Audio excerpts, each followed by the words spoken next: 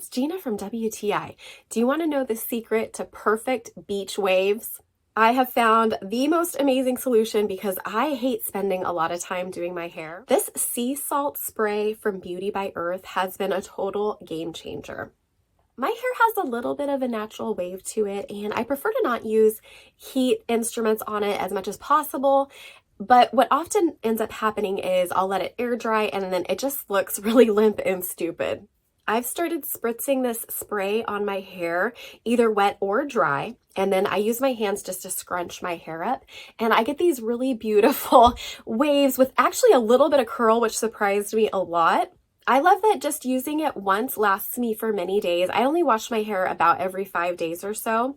So what I usually do is I'll spray a good amount on it, scrunch it, let it dry, and then the next day I might spritz it a tiny bit just to get it wet, scrunch it up, and I can do that for a few days in a row and it just keeps looking better and better.